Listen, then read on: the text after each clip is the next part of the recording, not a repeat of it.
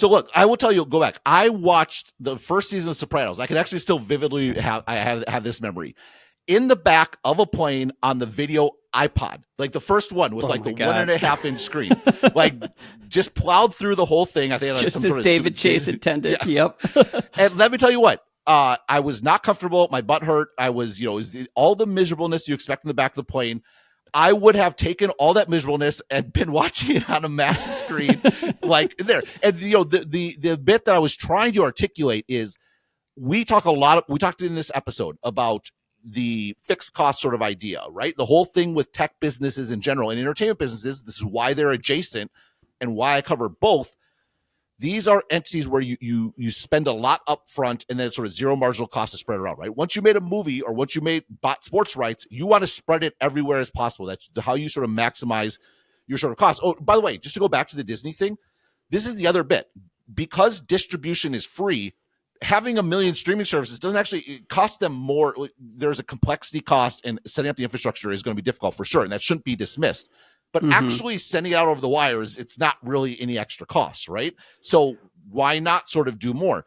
Wouldn't it be a cost, though, if you're trying to funnel everybody to the platform of the future, if you're trying to be the aggregator? No, like, for you sure, don't but they don't know want dispersed audience. You should go take over these entertainment companies because you seem to have such a clear view of what it's going to be. That's my point. We don't know what it's going to be. So more experiments, more sort of iterations, right?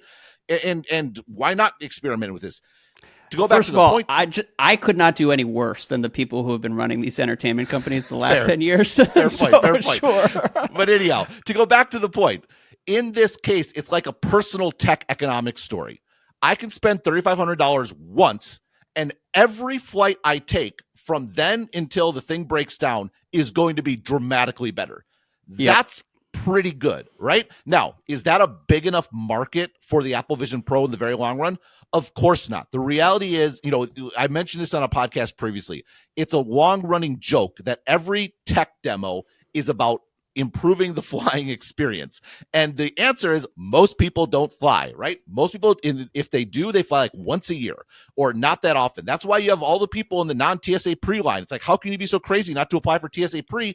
Well, if you fly once a year, just take your shoes off once a year instead of going through, applying for the process sort of XYZ. That applies by and large to all these flight demos. In this particular case, for this particular product, the improvement is so astronomical in this specific use case that if you happen to fall in that niche, I think you're nuts to not get one, actually, to be totally honest. That's how much better it is. And, to take my productivity example, this is the one that was the most meaningful to me. I am still on the road. I am not using the Vision Pro for work. I am working on my computer because the screen sharper, it works the way I expect it to. The more I use the Vision Pro, the lack of sharpness in the Mac projection is very annoying to me. So number one, I hope that gets better. But number two, guess what? If it's being in an economy seat with a 16-inch screen I can't even look at versus having a huge screen in front of me that I can see clearly and the people next to me cannot see what I'm working on, turns out the sharpness doesn't matter that much, right? Context matters in the sort of like pros and cons. And in this particular context, it's awesome. Now, if I were a person of unlimited means, just buy a business class seat and use your computer how you want. For sure, that's what you should do. Guess what? Flying over the Pacific in business class is about $4,000. Flying over the Atlantic is like $8,000. So, and once you've flown it once, it's gone. You don't get to fly business class every time by paying $4,000 once. So long and short of it is, number one, it was even better than I expected. Number two, I think I was a little dismissive in my review because I think there's a vast middle area between can afford to always fly business and is flying economy all the time. For a one-time fee, you can make every economy flight you have a million times better. Now, that's a high fee. Not everyone should pay it. Most people don't fly that much. But for those that do, it's pretty awesome. Yep. Well, we also got an email. I can't find the email now, but somebody was asking if they could just come up with, they being Apple, if Apple could just come up with a way where you could connect a lightning cord to your Vision Pro and your Mac and just have the screen shared that way. And well, no, you can. So they have the developer strap thing, which is $300. That basically connects your Vision Pro directly to your Mac. And from what I understand, that does give you a better connection theoretically. And so a few technical things. It's all about cords, man. We all feel safer with cords. That's exactly right. So the peer-to-peer connection, I think Apple has this new protocol that I think is like 150 megabits per second, and I think sharing a screen is like 70 or something like that. So theoretically, it should be fine. But wireless always has interference issues. It is peer-to-peer. So even if you're on a plane with no Wi-Fi, you can still do the Mac projection, for example, because it's just the Vision Pro is connecting directly to the Mac and projecting into your screen.